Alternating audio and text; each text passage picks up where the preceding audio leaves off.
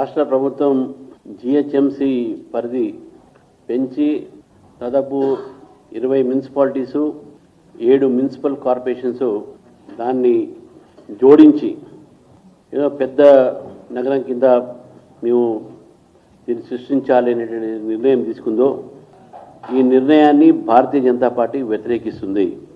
ఇది పరిపాలన సౌలభ్యం కోసం ఏదైనా డీసెంట్రలైజేషన్ కావాల్సినటువంటి ఒక అవసరం ఉన్నది.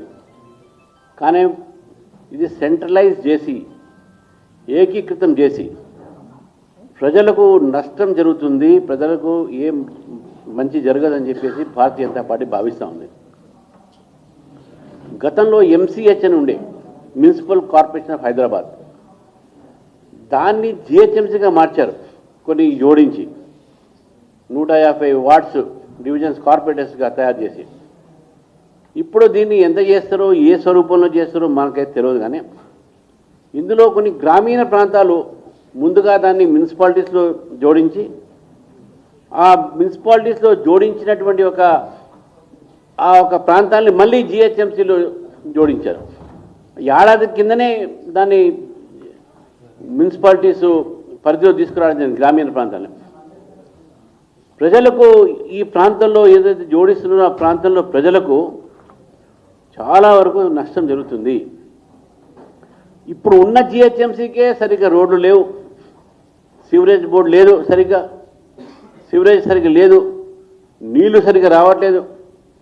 మరి జిహెచ్ఎంసీ పరిధిని పెంచి మీరు ఎటువంటి ఒక సౌకర్యాలను కలిగించకుండా ప్రజలకు ఏం సందేశం ఇవ్వబోతున్నారు, ఏం చేయబోతా ఉన్నారు? దీంట్లో గ్రామీణ ప్రాంతంలో ఉన్నటువంటి ఒక రైతుల భూములు నష్టమవుతాయి. దాదాపు 15-20 గ్రామీణ ప్రాంతాలు దీంతో కలుస్తూ ఉన్నాయి. ఇవి దీంతో కలవగానే అక్కడ ఉన్న రైతులకు రైతు బంధు బంద్ అయ్యాయి. సరే, మీరు రైతు బంధు ఎట్లా ఇవ్వట్లేదు వేరే మాట, కానీ ఇచ్చినప్పుడైనా వాళ్ళకి రావాలి కదా, లేకుంటే రైతు బంధు బంద్ అయిందని చెప్పండి. అందుకే మీ కలుపుతున్న రైతుల భూమి కూడా రైతులకు నష్టం జరుగుతుంది. అక్కడ రోడ్లు లేవు, సౌకర్యాలు లేవు. ఎప్పుడైతే ఇప్పుడు జిహెచ్ఎంసీగా ఫండ్స్ లేవు, దానికోసం మీకు ఫండ్స్ ఎక్కడ రావాలి?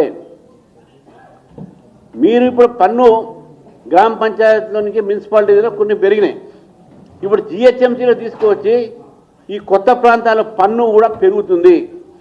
పన్ను పెరిగినప్పుడు ఎట్లా పెరుగుతుంది? గతంలో జిహెచ్ఎంసీ అప్పుడు ఎంసీహెచ్ నుంచి జిహెచ్ఎంసీ చేసినప్పుడు బంజారా హిల్స్లో ఉన్న ట్యాక్స్ స్ట్రక్చర్ కన్నా మల్కాజ్గిరిలో స్ట్రక్చర్ పెరిగింది. బంజారా హిల్స్ వాళ్ళు తక్కువ ట్యాక్స్ కడుతుండే, కొత్త ప్రాంతం మర్జ్ అయిన దాంట్లో ఎక్కువ కడుతుండే. ఇప్పుడు కూడా ప్రజలకు ఇవి జరుగుతాయి. అదేవిధంగా ఇది పన్ను ఏదైతే దాంతోపాటు ఎంతమంది పన్ను కడుతున్నారు? గ్రామీణ ప్రాంతాలు చాలామంది కలిసినాయి. దీంట్లో చాలా బీద వాళ్ళు ఉన్నారు. దాంట్లో మొన్నడో గ్రామ పంచాయతీకే సరిగ్గా వాళ్ళు పన్ను కట్టలేని పరిస్థితి. ఇప్పుడు ఎట్లా కడతారు వాళ్ళు? వాళ్ళ ఇళ్ళు ఏమైతే వాళ్ళ పరిస్థితి ఏమవుతుంది?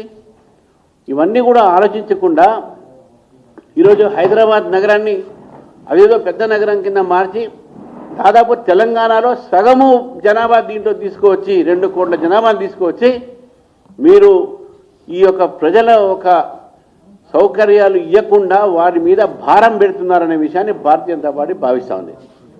ఇది అశాస్త్రీయంగా ఉన్నది. It is not scientific.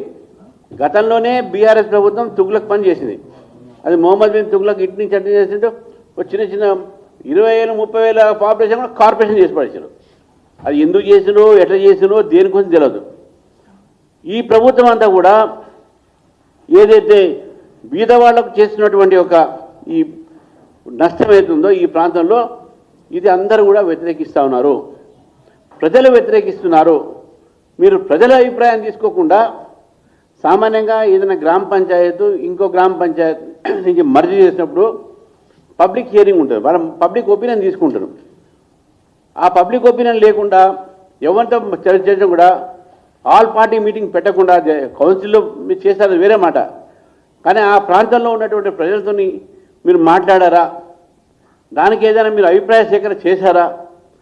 ఈరోజు మీరు హిల్ట్ పేరు మీద 9,000 చిల్లర లక్ష ఎకరాలని మీరు తీసుకువచ్చి ఈరోజు రియల్ ఎస్టేట్గా మార్చారు. ఇప్పుడు ఇది కూడా రియల్ ఎస్టేట్ కోసం చేస్తున్నట్టు అనిపిస్తుంది. దీని ద్వారా రియల్ ఎస్టేట్ దెబ్బతింటుంది. ఇప్పుడు పన్ను tax permission tax structure change అవుతుంది. బిల్డింగ్ పర్మిషన్లు, బిల్డింగ్తో పాటు మీకు రోడ్ వైడనింగ్లో చాలా ఇళ్ళు పోతాయి, సివరేజ్ లేదు, వాటర్ లైన్ లేదు. ఎప్పుడు వేస్తారు? వేసిన తర్వాత మీరు చేస్తే ఒప్పుకుంటాం. మీరు మొన్ననే గ్రామీణ ప్రాంతాలు తీసుకుని మున్సిపాలిటీ చేశారు, ఇవాళ దాన్ని మన మున్సిపల్ కార్పొరేషన్ కలిపారు జిహెచ్ఎంసీలో. ఇది అశాస్త్రీయంగా ఉన్నది. ప్రభుత్వము దీని వెనక ఉన్నట్టు mala fide, I definitely feel this mala fide intention. దీని వెనక దురుద్దేశం ఉన్నది, సదుద్దేశం లేదు అని చెప్పేసి భావిస్తా ఉన్నాను. ఈరోజు భారతీయ జనతా పార్టీకి సంబంధించినటువంటి మా కార్పొరేటర్, ఫ్లోర్ లీడర్స్, అదేవిధంగా మా ఈ యొక్క సంబంధించినటువంటి జిల్లా నాయకులు కూడా మేము మా ఎమ్మెల్సీస్ని డాక్టర్ లక్ష్మణ్ గారితో కూడా కూర్చోవడం జరిగింది. BJP opposes the merger of the all 7 municipal corporation and 20 municipalities into GHMC area. ఇంకోటి ఏంటంటే దీన్ని ఏ విధంగా స్వరూపాన్ని ఏం పెడతారు?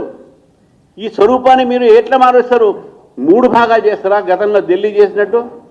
ఢిల్లీ 3 భాగాలు చేసింది, వాళ్ళు ఫెయిల్ అయింది, మాట్లాడారు. అదేవిధంగా బెంగళూరు సంబంధించినటువంటిగా ఏదైతే చేశారో అది కూడా ఫెయిల్ అయిపోయింది. ఇప్పుడు దీన్ని తీసుకువచ్చి 3 భాగాలు చేస్తే ఇది ఒక మజ్లీస్ సంబంధించినటువంటి ప్రెజర్ మీద ఒక భాగం వాళ్ళకు దారహస్తం చేసేటట్టుగా అవకాశాలు ఎక్కువ ఉన్నాయి. వాళ్ళ ప్రెజర్ మీదనే మీరు చేసినట్టు స్పష్టంగా కనబడతా ఉంది. మజ్లీస్ పార్టీకు మీరు చేసేటటువంటి ఏంటంటే ఒక ప్రాంతాన్ని తీసుకొచ్చి వారి చేతుల్లో పెట్టి మేయర్ వాళ్ళు ఉండేటట్టు, మీరు మిగతా ప్రాంతాల్లో వాళ్ళకి సపోర్ట్ చేసేటట్టు ఈ యొక్క పన్నాగం చేసినట్టు స్పష్టంగా కనబడుతుంది. ఇక పొలిటికల్ మ్యాలఫైట్స్, పొలిటికల్ ఇంటెన్షన్స్ మీ ఉన్నాయి దీనిలో. ఎవ్వరు కూడా మంచి జరిగేది కాదు. ఇది హాయిగా చిన్న చిన్న పన్ను కట్టుకుంటున్నారు. దాంట్లో చిన్న చిన్న ఒక కార్మికులు ఉంటారు, దాంట్లో చేతి విధులు చేసే వాళ్ళు ఉంటారు. ఇప్పుడు అందరూ కూడా కార్పొరేషన్ రాగానే లాస్ అప్లై కాగానే అన్నీ పెరిగిపోతూ ఉంటాయి. దయచేసి రేవంత్ రెడ్డి గారి ప్రభుత్వాన్ని కోరుతా ఉన్నాను, ఈ యొక్క ఏవైతే మీరు చేశారో ఇవన్నీ కూడా ఈ రియల్ ఎస్టేటు కింద కాకుండా మీరు దీని రాష్ట్రాన్ని రెడ్ ఎస్టేట్గా మార్చుతున్నారు. కళ్ళల్లో రక్తం వస్తుంది ప్రజలకు. రియల్ ఎస్టేట్ కాదు మీరు పెంచేది ఇక్కడ, దీంట్లో రెడ్ ఎస్టేట్ పెంచుతున్నారు. రియల్ ఎస్టేట్ వాళ్ళు కూడా మొత్తుకుంటారు, వాళ్ళకు ఉన్నవే యూనిట్స్ సేల్ కావట్లేదు. మీరు వచ్చిన తర్వాత ఈరోజు కాంగ్రెస్ ప్రభుత్వం వచ్చిన తర్వాత దెబ్బతినేది ఏమంటే రియల్ ఎస్టేట్ వాళ్ళే. అది ఎందుకు తినారు, వాళ్ళ బాధలు వాళ్ళు చెప్పుకుంటారు. ఇప్పుడు ఇంకా 9,09,000 ఎకరాలు, దీంతో పాటు మీకు వచ్చేటటువంటి ఒక కొత్త ఈ దీంట్లో వచ్చిన భూములు 650 స్క్వేర్ కిలోమీటర్లు 2,000 స్క్వేర్ కిలోమీటర్కి మారుతుంది. 1 కోటి జనాభా 2 కోటికి మారుతుంది. ఇది చేసి మీరు ఎప్పుడైతే మనం అర్బనైజేషన్ చేస్తామో డీసెంట్రలైజేషన్ కూడా జరగాలి. మీరు అర్బనైజేషన్ చేసి హైదరాబాద్, తెలంగాణ మొత్తం కూడా అర్బనైజ్ చేసేటటువంటి ప్రయత్నంలో మీరు ప్రజల ఒక అడ్మినిస్ట్రేటివ్ ఒక ఇన్కన్వీనియన్స్కు తోడ్పడుతున్నారు. Small is beautiful. ఆ రోజు తెలంగాణ మనం తీసుకురావడానికి కారణం ఏంది? చిన్న రాష్ట్రాలు పరిపాలన సౌలభ్యం కోసం చిన్న రాష్ట్రాలు మనం అడిగినాం. ఆ పరిపాలన సౌలభ్యం కోసం small is beautiful, small is beautiful. ఆ యూనిటీ ఎంత స్మాల్ ఉంటే అంత మంచిది. కానీ మీరు ఉన్నదాన్ని పెద్దగా చేసి దీంట్లో వచ్చేది ఏం లేదు. ప్రపంచం మొత్తం చూసి ప్రపంచంలోనే చాలా ఒక ఏదైతే యూనిట్స్ ఉన్నాయో చాలా సిటీస్ని మారుస్తూ ఉన్నారు వాళ్ళు. మీరు న్యూయార్క్ పోతే న్యూయార్క్ ఒకేపు, న్యూజెర్సీ ఒకేపు, మ్యాన్హాటన్ ఒకేపు, ఇవన్నీ రకరకాలైనటువంటి అన్నీ కలపలేదు అక్కడ. ఎందుకు కలపలేదు? They wanted independent administrative units. కాబట్టి ఈ యొక్క ఏదైతే ఆలోచన ఉందో ఇది డెఫినెట్గా పొలిటికల్గా, రాజకీయంగా దురుద్దేశంతో తీసుకున్నటువంటి ఒక ఆలోచన. దీన్ని భారతీయ జనతా పార్టీ వ్యతిరేకిస్తుంది. అది కూడా ఇది యనుమల పనులు ఇవన్నీ చేయడానికి ప్రజల మీద బాధ్యత ఈ పనులన్నీ కూడా. కాబట్టి ఈ యొక్క సంబంధించినటువంటి ఒక నిర్ణయాన్ని భారతీయ జనతా పార్టీ వ్యతిరేకిస్తూ ఈ జియోని వెంటనే జియో మెమో నెంబర్ 5924 ఏదైతే ఉందో ఈ మెమో మున్సిపల్ అడ్మినిస్ట్రేషన్ది, ఈ మున్సిపల్ అడ్మినిస్ట్రేషన్ మెమోని కూడా మీరు విత్డ్రా చేసి యథావిధంగా దీన్ని ఉంచాలని చెప్పేసి కూడా భారతీయ జనతా పార్టీ డిమాండ్ చేస్తూ